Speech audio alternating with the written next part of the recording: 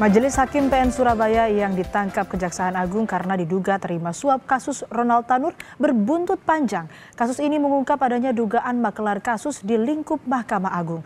Lalu mengapa makelar kasus masih saja terjadi? Benarkah akibat rendahnya kesejahteraan penegak hukum?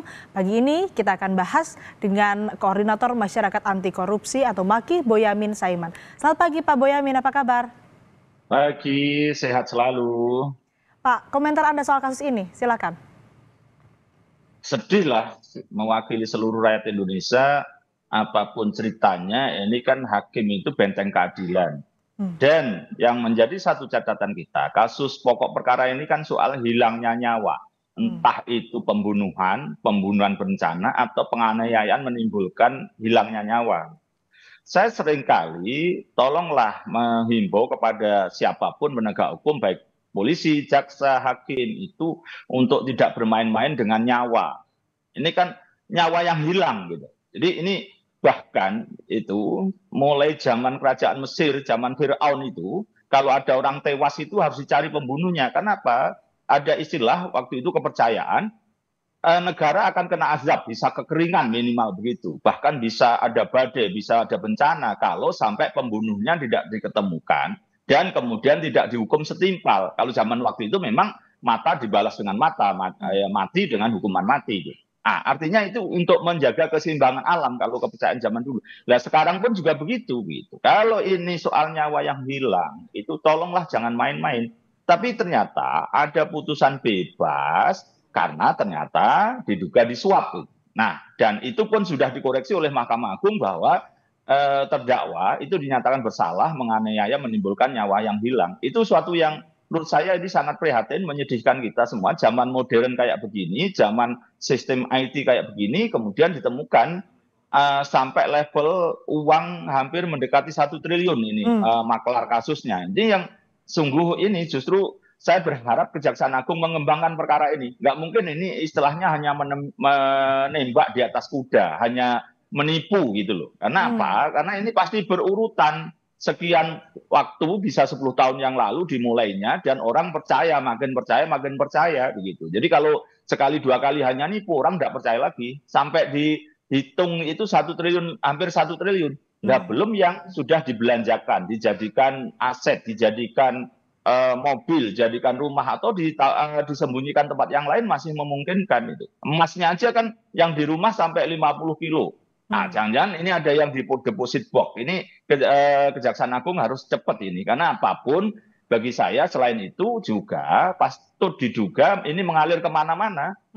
Bahasa saya kalau kemarin itu kan dia alokasi untuk mengurus kasasi supaya bebas itu kan ada uang yang disediakan 5 miliar. Dan upahnya untuk dia 1 miliar, 1 berbanding 5. Kalau ini 1 triliun, jangan-jangan yang beredar itu 5 triliun yang untuk nyogok-nyogok kan gitu kan? Atau paling tidak 1 berbanding 1 aja lah gitu kan? Dia dapat upah 1 triliun, dikumpul-kumpulin dari perkara-perkara yang bisa jadi uang beredarnya 1 triliun juga. Jadi ini yang menurut saya tolonglah sekalian Kejaksaan Agung maupun Mahkamah Agung berkolaborasi, bekerja sama untuk membersihkan lembaga. Jadi jangan sampai nanti semua orang akhirnya berpikiran hukum itu ya bisa dibeli. Itu Mbak Asih. Ya, artinya kan ini mirisnya adanya makelar, yang jadi makelar adalah mantan pejabat di Mahkamah Agung. Nah, ini juga membuat hakim jadi main-main dan terjadilah kasus dugaan suap ini. Ini memang karena lemahnya pengawasan atau bagaimana? Saya kira lemahnya pengawasan, karena dalam konteks ini kan selalu ada ruang-ruang gelap istilahnya kan. Dan ini masih banyak hal yang bisa diterobos gitu. Misalnya Mahkamah Agung misalnya berbenah, tidak boleh ada orang yang berseliweran masuk dijaga segala macam. Tapi kan orang-orang oknum ini justru malah orang dalam ini kan gampang leluasa pertemuan di luar. Hakim Agungnya tidak bisa disentuh, tapi orang-orang sekitarnya yang bermain lebih jahat lagi kan gitu. Jadi ini yang menurut saya selain lemahnya pengawasan ya mental buruk dan kemudian serakah. Jadi ini yang menurut saya apapun dari sisi itu saya berkali-kali menyampaikan untuk menduduki jabatan apapun, baik di lembaga pemerintahan maupun penegak hukum itu harus ada profil assessment yang psikolog kita itu ilmunya sudah sangat hebat, orang integritas, orang yang mau bekerja keras dan kemudian tidak terlalu serakah atau bahkan tidak serakah itu bisa di asesmen. Nah, itu yang harus diterapkan ke depan, Mas Ri. Ya artinya bukan hanya karena pengawasannya yang kurang, tapi juga dari faktor internal begitu ya. Ada keserakahan gitu di dalam oknum-oknum yang melakukan dugaan suap ini. Lalu menurut Anda, kalau tadi sudah disebutkan faktor-faktor yang menjadi penyebab adanya dugaan suap dan juga oknum-oknum yang melakukan tindakan pidana begitu ya di dalam tubuh Mahkamah Agung ataupun juga hakim-hakim di pengadilan negeri. Nah, kita juga tahu kemarin sempat ada demo hakim-hakim yang mengaku kesejahteraannya ini kurang. Nah, apakah menurut Anda semua itu juga karena rendahnya gaji hakim? Ya, salah satu lah. Tapi kalau sebenarnya nganggap cukup, ya cukup harusnya gitu. Dan saya pun mendukung bahwa gaji hakim harus dinaikkan karena juga ada perbedaan. Hakim pajak itu uangnya yang diterima itu bahkan sampai 3 kali lipat hakim biasa. Padahal kerjanya hakim biasa itu kan lebih berat dari hakim pajak. Nah, itu kemarin ketika itu saya mendukung bahwa gaji-gaji hakim dinaikkan. Justru dengan kita naikkan, nanti kita tinggal jewer, tinggal melecut, tinggal menghajarnya kalau mereka korupsi menerima suap lagi gitu. Nah, ini kan bisa aja memang dalih karena kesejahteraannya kurang. Tapi setahu saya tunjangan mereka, gaji mereka juga sudah cukup melebihi pegawai negeri biasa sebenarnya. Tapi ya oke lah, nggak apa-apa kalau ini kita naikkan gaji dan saya setuju dan kemarin ikut mendukung gaji hakim dinaikkan.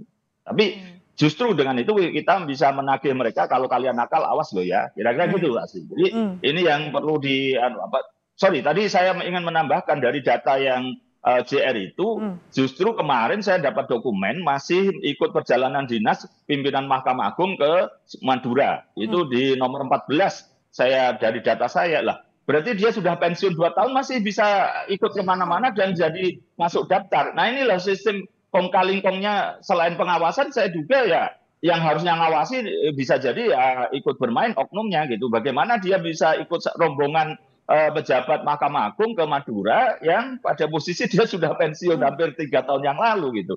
Dan waktu tertangkapnya itu di Bali itu juga ada kegiatan Hakim Agung di sana. Apakah dia kebetulan atau ikut ada yang ngajak lah itu tugasnya Kejaksaan Agung penyidik untuk mendalaminya gitu. Dan data ini sudah juga satu yang ke Madura saya serahkan, kalau data yang di Bali itu mestinya bisa didalami lagi gitu. Apakah ini saya yakin itu bahasa saya tidak hanya menembak di atas kuda, menipu orang. Oh ya aku bisa nguruskan perkaramu terus dia nipu uangnya dikantongi tidak ngurus itu terus kemudian tiba-tiba menang itu. Enggak bisa begitu. Saya yakin ini ada proses berkelindan, dugaan persekongkolan dengan orang-orang dalam lah. Siapa ini gitu. Ya, itu maka nanti kemarin Kejaksaan Agung katanya juga akan mengembangkan itu untuk menggali keterangan-keterangan. Saya dukung itu. Jadi ini kembali kepada soal kesejahteraan. Ini yang memang ya bolehlah, enggak apa-apa. Karena memang yang kita bayar itu adalah otaknya yang mendatangkan keadilan. Bukan kerja keras artifisik gitu. Sepanjang mereka mendatangkan keadilan, maka kita tagih. Sekarang boleh Anda saya gaji. Tapi persoalan yang lain kemarin, honor Hakim Agung yang sudah ada dari negara, patut diduga dikurangi untuk hal-hal yang lain gitu. Dan saya jengkel betul itu sampai bahkan saya komplain protes itu nanti saya juga akan laporkan dugaan gratifikasi karena orang-orang yang tidak menjadi hakim menyidangkan perkara ikut menerima bagian. Nah itu yang menurut saya memang perlu bersih-bersih. Nih ada orang mengatakan memang misalnya TNI sudah ada reformasi, polisi juga sudah bagian, legislatif juga, eksekutif juga. Tapi lembaga keadilan Mahkamah Agung dan pengadilannya ini ada orang mengatakan belum tersentuh oleh reformasi misalnya begitu. Nah ini yang perlu memang kita gali betul dan kemarin sebenarnya KPK juga sudah menghajar tanda kutip hakim-hakim agung yang bagaimana Ghazal Basaleh itu disidangkan terungkap bagaimana dia uang-uang yang beredar itu malah untuk membangun rumah teman dekatnya misalnya. Jadi ini yang memang perlu jadi mudah-mudahan tahun ini adalah tahun bersih-bersih di Mahkamah Agung. Bukan kita memusuhi Mahkamah Agung, bukan menjelek-jelek Mahkamah Agung, tapi kita mencintai Mahkamah Agung untuk mendatangkan keadilan supaya kepercayaan masyarakat, duit rakyat yang digaji untuk mereka itu mendapatkan imbalan yang semestinya gitu Asri. Baik, terakhir Mas Boyamin singkat saja, kira-kira upaya apa yang bisa dilakukan untuk mencegah maklar kasus ini? Sederhana, bahwa hukum yang utama sekarang ini bisa dinilai dari sisi keadilan. Nah, persoalannya kan putusan-putusan kita itu sering berbeda-beda. Di sebuah kabupaten di Jawa Tengah itu ada perkara tanah yang dari dulu zaman keraton itu satu perkara bisa diwaris, satu perkara tidak bisa diwaris sampai sampai Mahkamah Agung itu juga masih seperti itu. Jadi hukum kita ini belum bisa diprediksi mana yang kuat, mana yang lemah. Padahal kalau di luar negeri, oh perkara ini bisa dikatakan kuat karena putusan yang jurisprudensi atau putusan yang dulu-dulu bisa jadi acuan. Nah kita ini perkara penipuan, penggelapan, dan pemalsuan. Ada yang mengatakan perdata, tapi ada juga mengatakan itu kejahatan. Dan itu banyak mas sampai sekarang. Jadi ini kalau mau membenahi selain tadi pengawasan hakim, tapi dari sisi hukum sendiri harus dibenahi bahwa aturan kita harus ada keadilan dan kepastian hukum, jangan berbeda-beda. Dan itulah celah dari maklar kasus masuk. Karena apa? Ya nampak bahwa sesuai uang akan menang Anda gitu loh. Masih. Baik, terima kasih Pak Boyamin Saiman, Koordinator Masyarakat Anti Korupsi Indonesia, telah bergabung bersama kami di Sapa Indonesia Pagi. Saya selalu.